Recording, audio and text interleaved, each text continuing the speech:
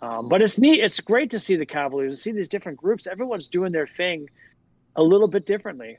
Tuning is a big part of that. We were talking about tuning. Maybe that's something interesting to talk about because Yes, tuning let's go there. tuning is a very different thing depending on the show, depending on the drill, depending on the drums that you're playing on, you know, So depending on the size. Yeah. you were talking about like developing the members over multiple years, but I feel like that's a thing too that designers and technicians and caption heads develop also within the same program. Like, all right, you've switched from group A to group B. Like, now have this equipment, we have this head supplier, this drum supplier, this stick supplier, like figuring out the timbres and what works, and also like figuring out what works within like that combination of things. And Mike and I'm not going to shy away from it. In like 17, I would say maybe even 18, have been like, oh, Boston, like, don't really, it's not my flavor of snare tuning or bass tuning or blah, blah, blah.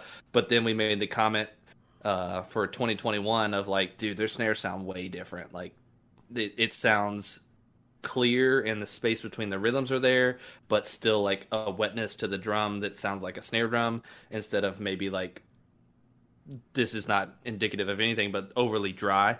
And then you said, yeah, you guys caught it. We have a new snare drum. So like, take us through that, like development of that, how it impacts like the tuning for your writing, just the drum itself, like, and just tuning as it relates to the ensemble and the arrangement. Well, to talk specifically about this year, and I'll only speak on the way that I tune, because there's been many groups that have that prototype. There's a prototype Yamaha drum that we're using. I don't know if they want me to talk about it, but we'll talk about it. And we had developed this idea over a long period of time, and we had a kind of a symposium with a bunch of Yamaha artists at Yamaha, and they're amazing people. They're amazing. Their drum their stuff is amazing. But what I wanted, and what a lot of us wanted, was better airflow around the snare unit. So I'll kind of dummy it down a little bit, because the biggest change to me was that we had added some ventilation around the snare bed. And what that allowed us to do, it basically it gives you a little bit more clarity. The air disperses quicker. You don't get that pillow sound. A lot of times, like when I was at Cadets, what we were doing, and some of this isn't even the drum, it's just the way the music was. I mean, listen to this kind of shows we were doing at Cadets when I was there. In 2011, we were running, for 11 minutes in crazy places on the field. And we're 2008, playing all that Frank Kelly music. Yeah, we were Nitro playing. and Vesuvius. Yeah, that was '07 actually, the year Oh, that you're yeah, talking okay, about. okay. That was, but '07 is another great example of like where you have to consider, the speed of what you're playing. If I tune wide open on the bottom head with 9 snares and we're running at 208 beats a minute, and you're playing triplet roll figures, you can't have the snares wide open. You're just not going to you're not going to hear the clarity. The players can't hear what they're playing. It's too fast. Now that's a choice. That's why, I'll just talk drum corps again. That's why the Blue Devils have a very dry sound. They play very fast. They have these figures that jump out at you that are very quick. So fast forward to, let's keep it on task here, this conversation. The difference with having those air holes is it really created a clarity on the snare unit that was different. Like I think we had a little bit of stick tape, and that was it. We kept all the guts for the first time ever with the Yamaha drums. We were able to have all the guts on the drum, and Love that. I love that. and it really made a huge difference. It was one of those, like we took them out of the box, we tuned them up, and it was like, okay, this is way different, and we can kind of go there. It was like that, and it was really, to me, my interpretation. I'm just being clear. My interpretation was that those air holes around the snare unit really made a huge difference. And that enabled us to kind of open it up a little bit. And we still played really fast, and you could hear the clarity. So that was a really, really big moment for us with the tuning for this year.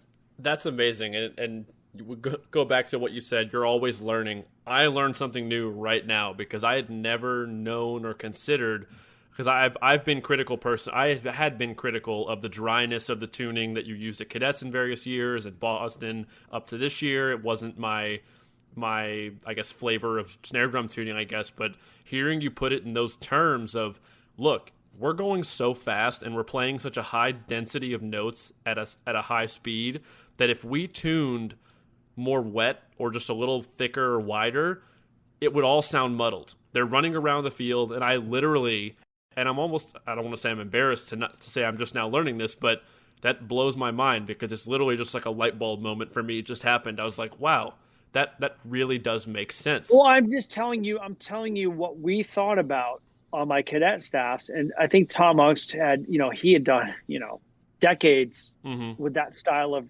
playing. Jay Bocook writes visceral music. Yeah. And George Hopkins was programming a lot of the style of those drum corps, and it was aggressive. And Jeff Sacknick was the drill writer. So you have very physical shows, and you're running around, and you have to get your content in when you're in the back sideline running out of position, playing some crazy stuff. Yeah. So that was how you could compete with the Blue Devils, they were more modern. They would stage something, and they would do movement, but they would be in one spot where you could really sample it. You had to sample us running, on the back sideline playing a fast roll or whatever we were doing. And I think Tom Ungst, I'm throwing him in there. I think some of his revelations over time, he figured out that style, how to do that. And I really followed suit with that when I was at Cadets because we were playing the same style of music. Yeah. It wasn't like when I started writing at Cadets that we changed the style of the drum corps. We were still doing a lot of that same stuff, and that tuning worked for the players because they could hear. You're changing the form. You're running. It's crazy. You've got a big snare line. Yeah, that makes so much sense. So much sense. Yeah. In 2009, BD's over here standing on chairs, and we're running our ass around the field. So of course we got to tune our drums different. So you were in Crown, right? I remember you telling me you were in Crown 09. So that show was tuned a lot the same way. It's not as a musician. I like the open tuning. I like how Paul tunes the snares. I like that open tuning.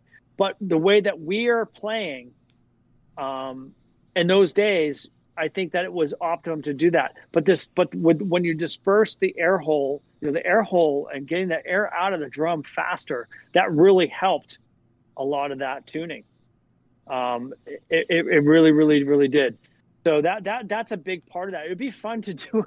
It'd be fun for you to watch a high cam version of. I'm just using Angels and Demons as an example because that show, we did play to Kelly. We played Angels in the Architecture. I love that show.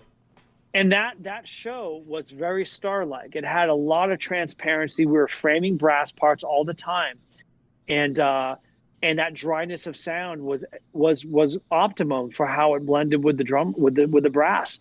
A lot of these drum lines that you listen in the parking lot that you would say that's an amazing snare sound. Maybe that doesn't work with the brass line. Like if I tune too low, it's going to get washed out with the brass. Like Gino Cipriani, who's another aside, he's my brother-in-law and my musical partner. Gino is, for those of you that don't know, he's the brass director at Boston. He was the brass director at Cadets for like 10 years that I was there, and then even beyond that. I think he went there in 2000. And he was at the Blue Devils before that. So this is like a brass icon. I got to make the brass sound good. So that dryness, you're popping these, it's like a big band drummer. I'm popping these, shots in the middle of spaces and these crazy intricate rhythms. You can't have a wide open snare tuning. It's not going to work. It's not going to work with that style.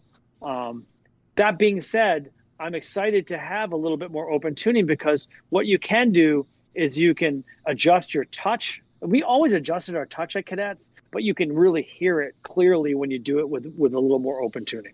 Mm-hmm. That makes so much sense.